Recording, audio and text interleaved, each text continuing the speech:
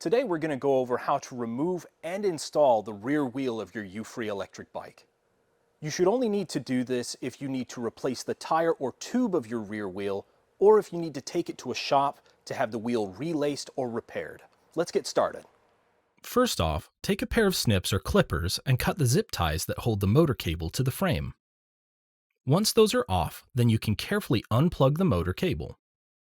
Carefully grasp either side of the connector and pull it apart. Take note of the arrows that are printed on the outside of the connector. Those will come in handy later.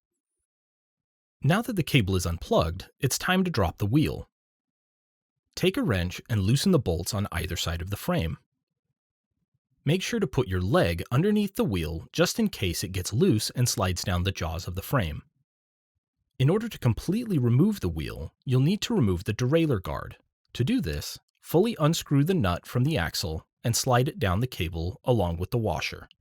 After those have been removed, you can carefully slide the derailleur guard down the cable as well. Finally, it's time to drop the wheel. Ensure that the locking spacers are out of the way. You might need to use a flathead screwdriver to move them. Carefully move the derailleur out of the way and allow the wheel to slide down the jaws. It can be a bit tight, so don't worry if you need to use a bit of force to push it down. Now you're done. To reinstall the wheel, carefully move it into position below the bike.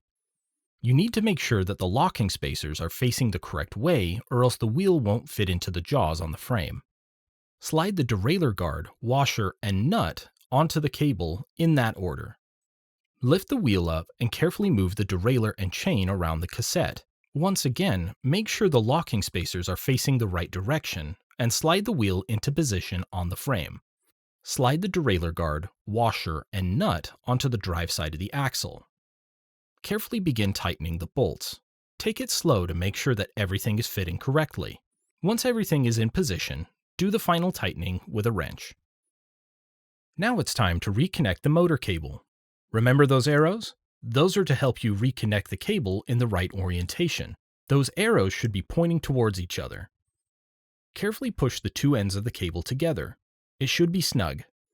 Finally, take some zip ties and strap the cable to the frame.